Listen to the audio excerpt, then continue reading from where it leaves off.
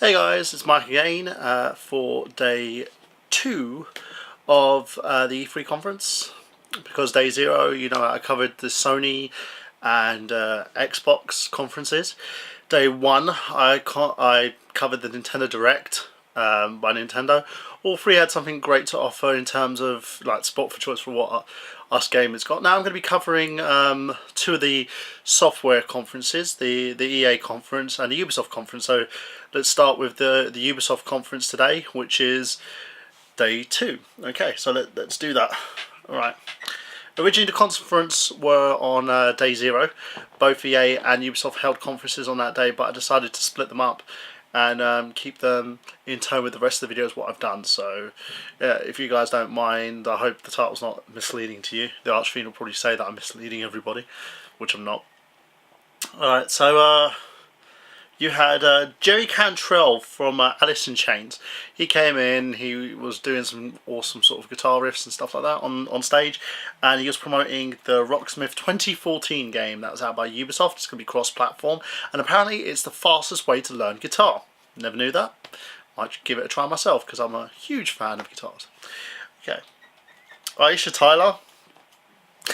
She was a bit hit and miss. She was trying to be very laddie with the whole conference and say, I'm a girl gamer and I'm awesome and it's giving me girlwood. It was fun, but at the same time, every time she tried to hit like a punchline, the crowd just went dead. They talked about the Ubisoft going on to next-gen consoles. They had a lot invested in that, so they talked about Splinter Cell: The Blacklist. It's a multiple co-op mission type game. You have the spies versus mercenaries on it. It's cross-platform. They then talked about Rayman, which is first apparently a bit of a story she was telling. He first appeared on the Atari Jaguar, and then became a huge like Ubisoft mascot for the company. Pretty similar to how Rabbids were born through Rayman and all stuff like that, but we don't really need to hear about it. The presentation was awesome. It was immersing. It talked about how the reason they've taken their time is not just the fact that it's become cross-platform, because as you guys know, it was a Wii U exclusive and now it's become a cross-platform title. They wanted to take their time on it. They've got over 105 levels on this thing, which I find completely and utterly awesome. They then previewed the Mighty Quest for Epic Loot, and then did Luis Pierre Ferrand came on stage. He talked about how there's a closed beta of the game. You can go to the mightyquest.com, so you can play now. So if you want to do that and you feel like playing a little MMO game, which it's sort of like protect your castle. You go to other people's castles, you loot theirs, and you protect your own stuff. So if you want to do that, go to mightyquest.com and sign up for the open beta. It's totally free. So, if you've got a powerful PC and you're looking for a game to play on, there you go. You've got free MMO to play. It's basically in the closed beta stages, as you know. And then they went on to South Park and the Stick of Truth. They talked about that, Obsidian Entertainment. And they didn't say much about the game. They had a trailer for the game and stated that it's going to be out by holiday season, so probably about Christmas time. For all of you who don't know, it was acquired from THQ due to their loss of sales, and now it's been picked up and Ubisoft are carrying the ball on from there. I'm happy with that because it's supposed to be an open world South Park MMO. It's the first of its kind. They're talking a bit more about next generation consoles and how they've got groundbreaking creative development. Yves Guillemot, don't know if I said that name right. He's the co-founder, and he talked about a new car game, which is a multiplayer game. It's called The Crew. Now, this game looks completely and utterly awesome. I mean, completely awesome. It kind of look. You have the single player module in this game, and you also have the multiplayer mode, which is very MMO based. You have a crew of drivers, and you all can complete missions together. You can call up your friends to come and help you, and they get there basically in game like a snap of a finger. It's awesome. I believe it's only going to be released on Xbox and PS4 platforms because of the fact it requires no loading time. It's very open world, and you get to complete missions, modify cars, and this is the great thing about it. You can modify your car from the ground up. To the point, say you've got like a Ford Escort, you could take every little bit out, remodify the engine, remodify the frame, remodify it so it has more impact. You can remodify the car's tread, so you can actually use it on like sand dunes and stuff like that. It's amazing. Very open world, all over the world you get to do this. You go crew against crew, very Fast and the Furious like. It's something that if you ever wanted to be driving cars like the guys in Fast 6 and and you wanted to be going around just hijacking shit, you can do so in this game. It's awesome. Will I pick this game up? I'm not sure. I know I'm positive that I'm going to pick up PS4. When the game's released, I probably will, because the fact it just looks like oodles of fun. So there you go. That's coming out in 2014. Right, then they came out and they talked about Watch Dogs. Watch Dogs, again, we've heard a hell of a lot about this game. It's very anticipated. It's out on the Wii U, PlayStation 4, Xbox One. It looks amazing. I believe it's on the 360 as well, but yeah, don't quote me on that. Again, you're going through everything and everyone, looking at people's darkest secrets. You're playing Aiden Pierce. It's the open world of Chicago. Basically everything that's been said about this game before, if you look back at my Sony review and my Microsoft review, even the Nintendo review, it all goes about this game. Ubisoft has been highly promoted as one of the larger software developers anyway, so this game, everyone knows everything about it. It's beautiful, it's sleek, it's interesting, and it's something that I'll probably add to my pre-owned list. Just Dance 2014, you have a 6-player dance-off. It's one of those party games. If you really like dancing and you really like this game, then of course you'd have Just Dance. There's a new Rabbids cartoon that's coming out on Nickelodeon.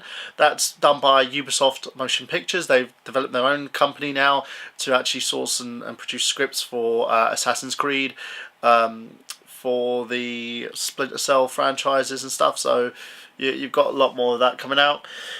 The Rabbids TV show is highly interactive and it's coming soon to Nickelodeon. There's not really much you can say about this because as gamers we pretty much aren't interested in it, but it's good for kids.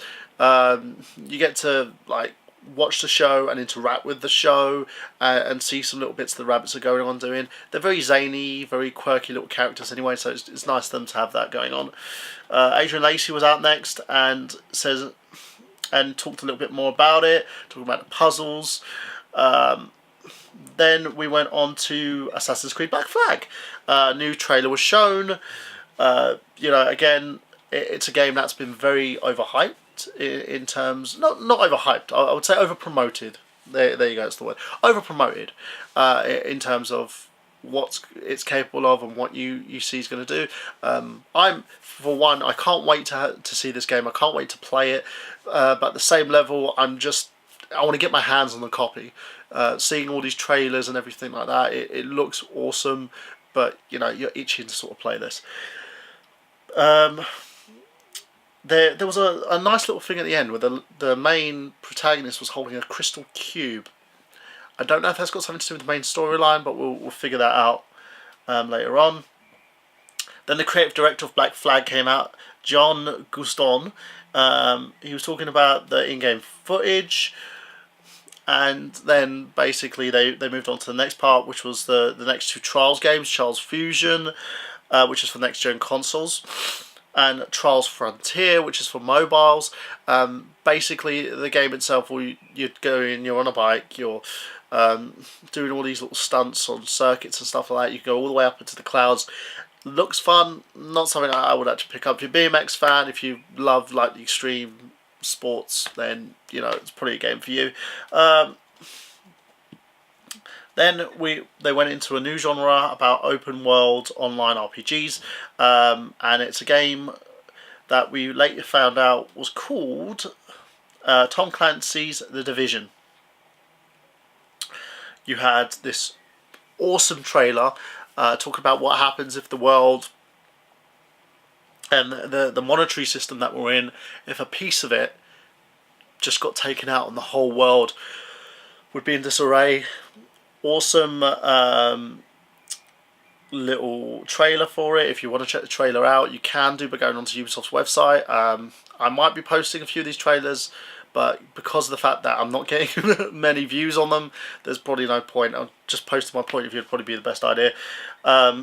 It talks about society's downfall. It's an MMO based game where you've got yourself and you're a team of people. You're trying to help your society. You're getting weapons, getting food and bits and pieces for your people as you attempt to sort of squash all these mobs. You've got PvP. There was communications as well via the headsets. That was seen from there as well. It looks awesome. It's a great team-based game. Probably very immersive in terms of multiplayer. And that's pretty much it. You know, as I said with Aisha Tyler, she was... I don't know if she actually is a gamer. I'm not going to quote if she is or if she isn't, because she probably is, but she didn't know what else to say. But every single time she said something or she tried to like throw a joke out there, everybody else was just like, ugh. You know, the audience just didn't want to respond. So, you know, good presentation from her nonetheless. You know, she went out there, did everything that she needed to do to pitch the Ubisoft product. Ubisoft showed a huge slew of games. They've got a great catalogue going on. It shows that the company itself is literally up there as one of the main developers, and I'm glad they're not alienating everyone as a console developer.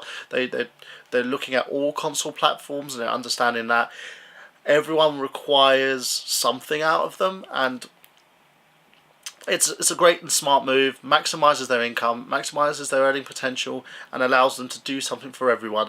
So, you know, they've got games coming out on the Wii U, they've got games coming out on the PS4, and they've got games coming out on the Xbox One and the 360. So I'm happy with that. It wasn't sort of as massive as say as the PS4 conference, or it didn't you know, sort of heighten my expectations in terms of the Nintendo Direct did for me, or in terms of the Xbox One conference. It didn't sort of give people a lot to look forward to, especially if you're an Xbox fan. But Ubisoft did show what they have. They've got a huge load of cards on the table, and they're diversifying as a company, and they're expanding, and that's a good thing in this type of genre, in this type of climate as well, where a lot of people are saying games are a dying art now, that consoles and gameplay is something that's because of the fact that we're kind of in a recession at the moment. Showing something where a company is growing helps us out. So there you go. That's pretty much it for me and the Ubisoft take, and I will see you again with my next video on EA, and then I'm just going to basically do a huge breakdown of what we've got from EA and who are the winners and the losers of E3. So I'll see you then for my next video on EA. See you guys.